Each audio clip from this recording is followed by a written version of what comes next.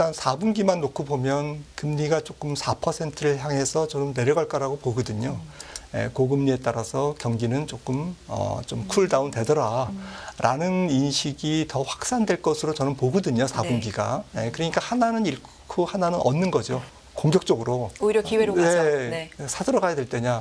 저는 또 그렇게는 안 보거든요. 미국이 구체적으로 말씀드리면 내년 2분기 정도에는 분기 성장률이 좀 부정적인 쪽으로 좀 서프라이즈가 날 것 같아요. 3분기 4.9, 4분기는 한 2%, 그리고 내년 1분기는 1.5%, 그다음에 내년 2분기는 한 0.5%나 1% 사이. 그 내년 2분기를 좀 잘 통과해야 그다음에 매크로에 대한 불확실성이 사라지면서 어닝에 대한 기업 이익에 대한 신뢰가 잡힌다는 거잖아요. 김한진 박사님 어서 오십시오. 네, 안녕하세요. 안녕하십니까? 잘 지내셨습니까? 네, 네. 일주일이 금방이죠. 일주일이 진짜 금방에 최근에 특히나 이슈가 좀 없는 듯 굉장히 많은 것 같습니다. 시장에 특히나 좀 그렇고요. 네. 어떻게 보고 계세요? 저는 사실 오늘 여러 가지 이야기가 있지만 앞서서 미국 얘기 좀 많이 했으니까 준비해 오신 자료 물론 해야 되지만 국내 얘기도 좀 많이 여쭤보고 싶고 해요. 어떻게 보고 계신지 전반적인 시장 상황 뭐 궁금합니다. 네, 주식시장은 뭐 조금 더 그 어닝 쪽에서 좀 뚜렷한 증거를 원하는 것 같습니다. 그런데 약간 괜찮게 나온 정도로는 지금 만족하지 않고 있는 것 같고요. 국내 증시 전부. 조금 더 강력한 어닝 개선의 신호, 좀 증거 이런 것들을 찾고 있던 차에 조금 밋밋하게 나오면 그거는 이제 좀 악재로 좀 해석하는 그런 성향이 좀 강했던 한 주였지 않나 이렇게 생각을 하고 있고요. 지금 주가를 구성하고 있는 항목이 뭐 기여도를 보면 저희가 이제 그 항목을 조금 나누면 제일 중요한 게 좀 마켓 리스크 프리미엄이라 그래가지고 사실은 금리 대비 뭐 주가가 얼마만큼 비싸냐, 그러니까 주식시장에 들어와서 얼만큼 기대 수익을 얻을 수 있을까. 그러니까 금리와 기업 이익이 굉장히 중요하지 않습니까? 그리고 이제 향후에 이제 어닝에 대한 기대. 왜냐하면 이제 우리가 매매하는 우리가 할 때 주가의 PER이라는 것이 뭐 한 12개월 보통은 한 1년 후에 기업이익이 이렇게 될 것 같습니다라는 이제 어닝 기대이익을 반영하니까 그래서 이제 이번 3분기 실적도 3분기 실적 자체가 중요한 게 아니라 3분기 실적은 사실은 뭐 여름을 지나면서 조금 다 소진한 거죠. 써먹은 거죠. 오히려. 그러니까 3분기 실적 시즌이지만 사실은 투자자 혹은 미스터 마켓이 초점을 두고 있는 것은 더 미래. 한 4분기나 그 너머의 이제 어닝일 텐데. 근데 지금 그게 걱정된다는 거잖아요. 그게 이제 뭐 예를 들자면 미국장에서 뭐 빅테크 주식들이 뭐 약간 안 나온 친구들도 있지만 종목들도 있지만 대체로는 뭐 무난합니다.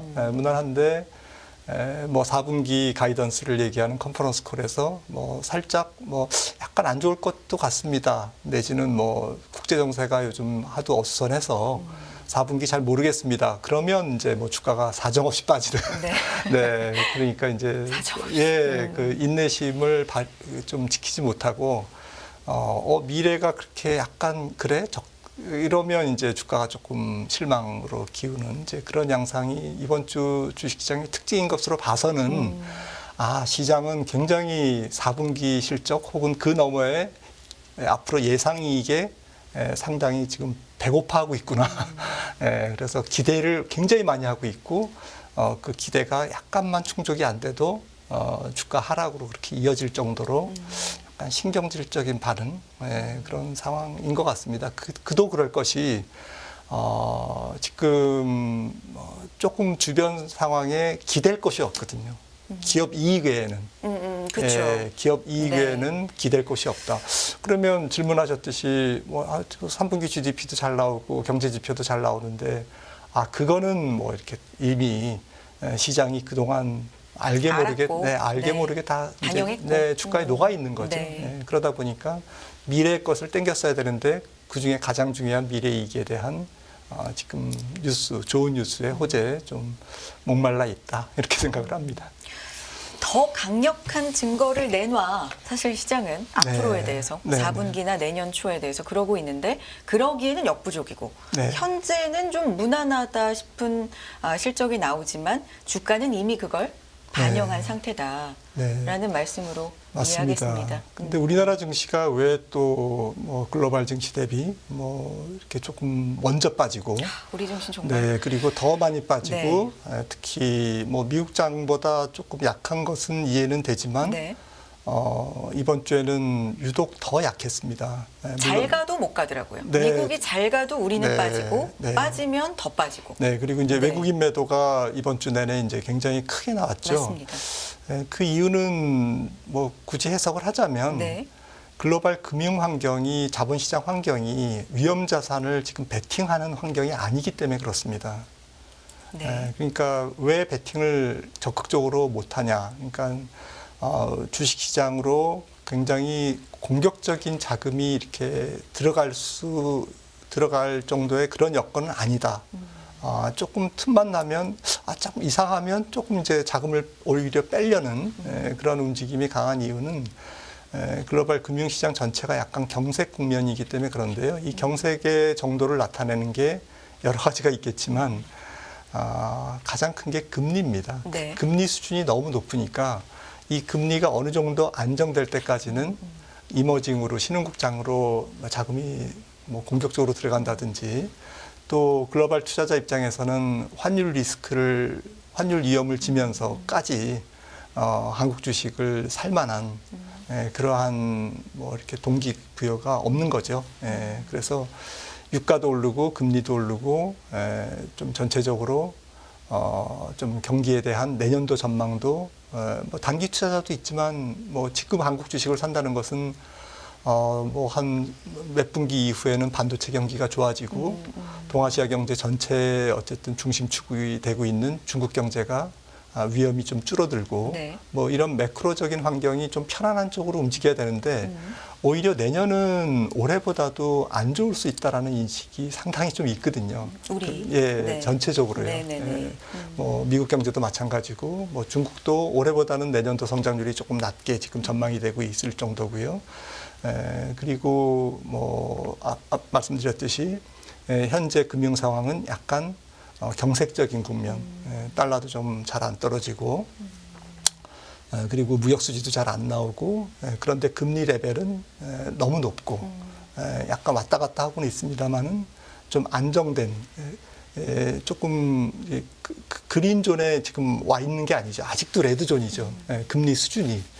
그러다 보니까 글로벌 금융시장이 약간 경색적인, 쉽게 돈이 움직이고 막 이렇게 먹을 것을 찾아서 막 그렇게 공격적으로 투자하고 이런 분위기는 아니다라는 거죠.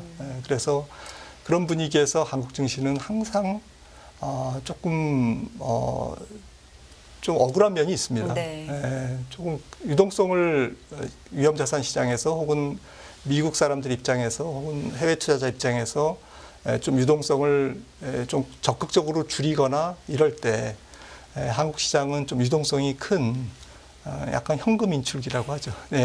조금 이상한데 현금 좀 확보해야지. 그러면 한국 시장은 뭐 유동성도 거래 유동성도 풍부하고 선물 시장도 잘 발달돼 있기 때문에 약간 현금 인출기성으로 주식을 좀 팔고 나가는 그런 데에 대한 좀 억울함이 있다 지금. 그런 측면에서 좀 해외 증시보다 언더퍼폼하고 있는 것 같습니다.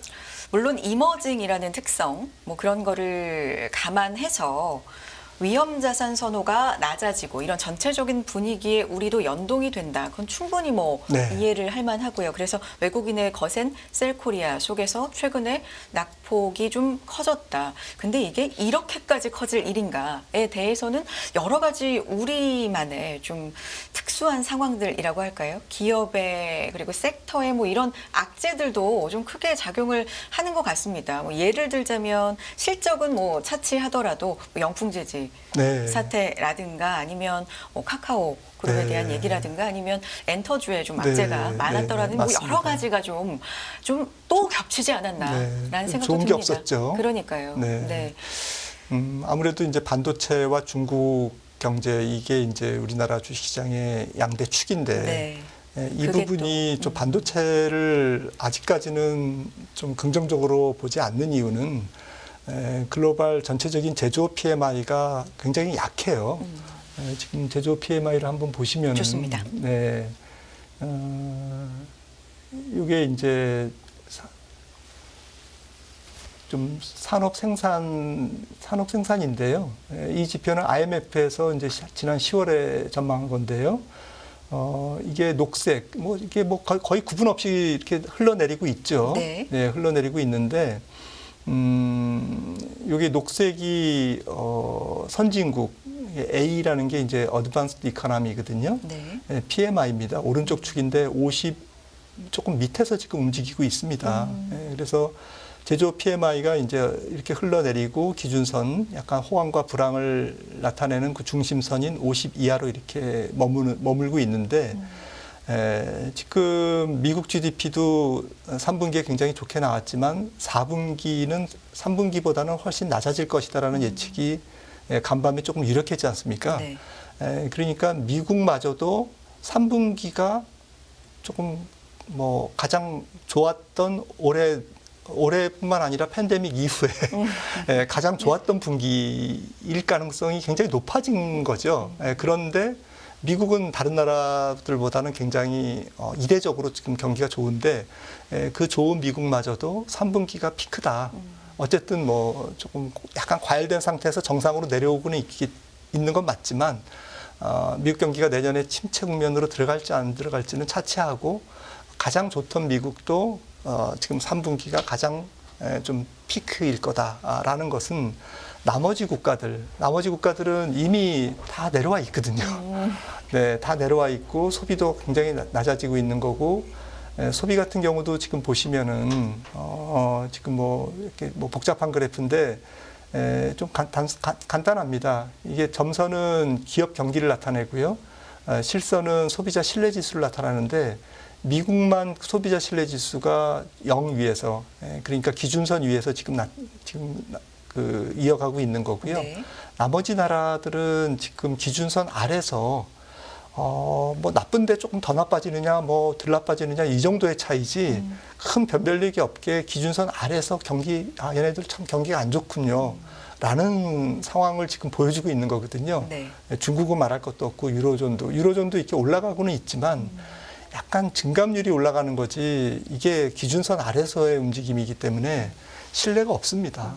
그러니까 전 세계적으로 미국을 제외하고는 제조업 경기도 안 좋고 미국도 제조업 경기는 지금 PMI가 50 미치고 나머지 나라들의 지금 소비 경기는 이미 약간 불황 쪽에 더 가까워져 있고 그런 상태에서 내년도에 대한 경기에 대한 신뢰가 아직까지는 약한 상태니까 그런 상태에서는 중국 경제나 반도체 경기 이렇게 신뢰하기가 어렵죠. 그러니까 적극적으로 한국 주식이 올라가기는 펀더멘탈하게 봤을 때 좀 역부족이다. 객관적으로 봤을 때는 이제 그런 것 같습니다. 그러면 오늘따라 유난히 이제 이런 얘기를 좀 많이 드리게 되는데 공포랄까요? 걱정, 우려, 이런 부정적인 것들만 시장에 이렇게 만연돼 있을 때 어디를 봐도 긍정적인 게 없을 때 오히려 그때 좀 준비를 해봐야 되는 거 아닌가 주식으로 따지자면 네. 그런 생각도 있기는 한데 근데 그건 문제겠죠. 이게 언제까지 이어질 것인가 혹은 지금 공포는 공포도 아니고 더 큰 공포가 남아있을 수도 있다. 물론 그런 가능성도 있지만 너무 희망적인 얘기가 안 나올 때 오히려 어떤 분은 기회로 볼 수도 있기 때문에 그러니까 어떤 걸 지금 기준점으로 가야 되는지가 참 어렵습니다. 예, 그러니까요. 좀 장기적인 전망을 굉장히 어둡게 하시는 분들도 지금 요즘 많이 나오는데요. 그렇죠. 저는 조금 중립적입니다. 그래서 일단 4분기만 놓고 보면 금리가 지난주에도 말씀드렸듯이 금리가 조금 4%를 향해서 좀 내려갈 거라고 보거든요. 그래서 지금 4.7, 4.8 이 정도의 금리는 미국제 10년물 기준으로요. 아까 말씀드렸듯이 좀 레드존이거든요. 네. 조금 내려오고는 있지만 좀 10bp, 20bp 내려와서는 조금 부족하고요. 가령 4.6이나 4.5 이렇게 그 이하로 내려오면 일단은 레드존에서 빠져나와야 됩니다. 물론 두세 달 전에 비하면 4.5, 4.6도 높아요. 네, 하지만 높지만, 레드존에서는 일단 빠져나와야 일단 돼요. 빠져나오면서 이게 여러 가지 국채 수급 논리라든지 금리가 올라갈 수밖에 없는 이유가 있지만 물가가 잡히고 있고 그다음에 그동안 높은 시장 금리가 조금 기업의 대출 은행의 기업 대출을 좀 줄이고 가계 대출을 줄이고 또 전체적으로 연체율도 올라가고 그러니까 뭐 약간 신용 경색은 있지만 전체적으로 종합해서 볼 때 고금리에 따라서 경기는 조금 좀 쿨다운 되더라라는 인식이 더 확산될 것으로 저는 보거든요. 4분기가. 그러니까 하나는 잃고 하나는 얻는 거죠. 경기 둔화 혹은 신용 경색, 은행의 대출 감소, 소비 둔화 이런 거는 잃지만 금리가 레드존에서 약간 그린존 쪽으로 움직이는 그런 희망 이런 것들이 나오면 주식시장은 지금처럼 이번 주처럼 그렇게 공포스럽게 움직이지는 않거든요. 정상적인 아주 노멀한 상태에서 기업 실적이 좋으면 올라가고 기업 실적이 나쁘면 좀 떨어지는 이성적인 장으로 조금 차분해질 거다라는 거죠. 그러니까 금리가 너무 레드존에 있기 때문에 이게 모든 주식시장의 환경을 다 엉망으로 만들어 놓고 있는 거고요. 그리고 두 번째는 이제 4분기를 그렇게 저는 나쁘게 보지 않는 이유는 연말까지 이번 주 같은 그러한 험악한 장세가 지금 다음 달 이미 10월 지났으니까요. 11월에도 지속되고 크리스마스 때까지 지속된다. 저는 그렇게 생각은 안 하는 이유가 기업이익이 그렇게 지금 우리나라도 그렇고 미국도 S&P 500 기업들이 지금 실적 시즌이 계속 진행되고 있습니다만은 시장이 그렇게 과민 반응할 정도로 아주 나쁜 건 아니거든요. 그러니까 기업들도 잘 모르겠어.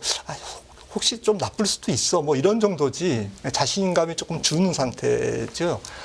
지금 3분기 실적이 당장 주가가 큰 폭으로 빠질 정도의 그러한 충격적인 나쁜 실적이 나왔냐? 이건 아니거든요. 물론 이제 구글도 클라우드 쪽이 성장성이 높은데 상대적으로 마이크로소프트나 다른 애들보다는 조금 약해. 이러면서 사람들이 던진 거잖아요. 10%, 네. 그러니까 이거는 10%가 빠질 정도의 상투 실적이 원인을 제공하는 건 아니거든요. 제가 객관적으로 볼 때는.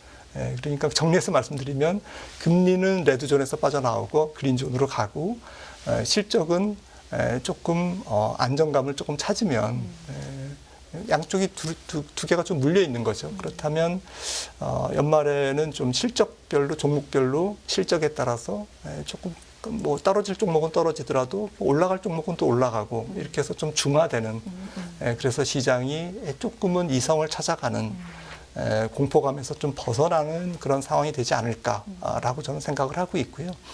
좀 롱텀하게 보면 그다음에 시청자분들도 궁금하실 겁니다.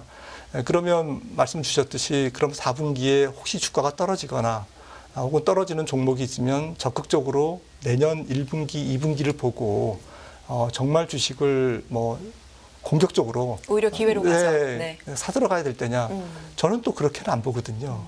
왜냐하면 매크로를 보는 이코노미스트 입장에서는 물론 이제 사들어갈 종목도 있겠죠.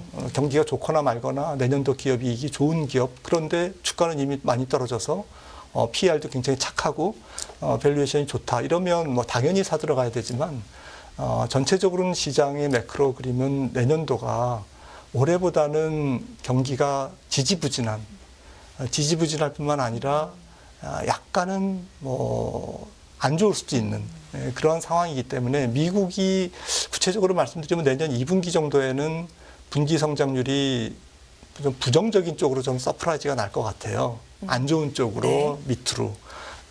그러니까 그렇게 보는 이유는 조금 시차를 감안해서 이번 하반기에 국채금리가 5% 육박하는 그러한 금리가 소비자들 혹은 기업들의 경제활동에 부정적인 영향을 주면서 한 두 분기 이후에는 즉 내년 한 2분기 정도에는 조금 미국 2분기 GDP가 거의 한 0.5% 정도. 그러니까 지금 3분기 4.9 속보치지만 어떻게 수정될지는 모르겠지만 4.9라고 치고 그다음에 4분기는 한 2% 정도 언저리가 될 것 같거든요. 네. 2%를 아주 넘지는 않을 것 같습니다. 그리고 내년 1분기는 1.5%, 그다음에 내년 2분기는 한 0.5%나 1% 사이. 그러니까 0%대 후반. 그러면 시장은 상당히 경기에 대해서 이제 다시 한번 짓눌리는 그러한 장이 될 가능성이 높아가지고 그 내년 2분기를 좀 잘 통과해야 그다음에 매크로에 대한 불확실성이 사라지면서 매크로에 대한 불확실성이 사라진다는 것은 어닝에 대한 기업 이익에 대한 신뢰가 잡힌다는 거잖아요. 지금 S&P 500 기업의 내년도 이익 전망은 올해 대비 분기별로 조금 다릅니다만 거의 10%에서 12% 증가할 것으로 예상하고 있는데 그래 한 6개월 전에 봤던 2024년 기업 이익도 맞아. 그리고 우리나라 기업 이익도 반도체는 이제 돌아설 자리가 됐어. 중국도 너무 우려스럽게 우리가 봤어. 이렇게 매크로에 대한 아주 어두운 전망, 불안정한 전망, 불확실성이 좀 해소돼가는 국면, 긍정적으로 본다면 2분기가 고비일 거라는 거죠. 그래서 2분기까지는 너무 주식 비중을 좀 공격적으로 하는 것보다는 그러니까 역시 트레이딩 영역이다, 박스권 영역이다라고 저는 생각을 하고 있습니다. 매크로적으로는. 정리해 보면 매크로가 좀 안정이 돼야 실적이 좋으면 좋은 걸로 나쁘면 나쁜 걸로 좀 이성적으로 볼 수가 있는데 네. 지금 같은 경우는 특히나 그 대표적으로 금리, 네. 장기 금리가 레드존에서 빨리 그래서 좀 네. 벗어나야 된다. 벗어나야 조금 정상적으로 사람들이 이성을 갖고 매매할 수가 있는 금리가 너무 높으니까 자금 시장에 뭐 이렇게 물꼬라고 그럴까요? 물꼬가 자꾸 채권 시장으로 가려고 하는 속성이 굉장히 물살이 좀 센 거죠. 채권 시장으로 가는 물길이. 주식시장이 일로 좀 오세요 이렇게 해도 저희가 뭐 5% 준대요. 그러면서 이제 자꾸 시장이 그 물길이 채권 시장으로 가려고 하는, 그러니까 이 물길을 돌리려면 강력한 신호가 필요하거든요. 기업 이익이라든지 상반기에 보여줬던 AI라든지 뭐 이런 강력한 성장 테마가 이걸 끌어줘야 되는데 물길을 바꿔줘야 되는데 지금 밋밋한 신호 갖고는 역부족이다라는 게 이번 주에 가장 주식시장이 나타낸 그런 신호였던 것 같습니다. 지금 경제나 경기를 너무 만만하게 봤어. 이 정도 가지고는 안 돼. 좀 더 강력한 신호가 필요한데 이 정도 밋밋한 거는 녹록치가 않아. 라는 얘기군요. 반도체도 그냥 그 디램 가격이 하락이 멈춘 것 갖고는 안 돼. 돌아서는 것을 보여줘. 내게 증거를 좀 보여줘. 지금 시장은 그렇게 말하고 있는 거죠. 하지만 내년 2분기가 뭐 GDP상으로는 고비가 될 수 있다 하셨지만 언제나 지금도 보듯이 시장을 좀 많이 선반영하는 것도 있기 때문에 맞습니다. 그런 것도 지금 선반영하고 있기 때문에 뭐 이번 4분기 그다음에 내년 1분기까지는 묵직한 그러한 경제의 불확실성 때문에 좀 주가가 약간 교착 상태, 또 전저점 테스트 이런 것들이 어수선하게 일어나는 장인데 거듭 말씀드리지만 금리가 내려오면 그렇게 공포스러운 장은 또 아닐 거다. 저는 그렇게 생각을 합니다. 알겠습니다. 오늘 여러 가지 이야기 제가 좀 두서없이 시장이 궁금한 게 많아서 여쭤봤는데 대답 감사드리고요. 김한진 박사 함께했습니다. 고맙습니다.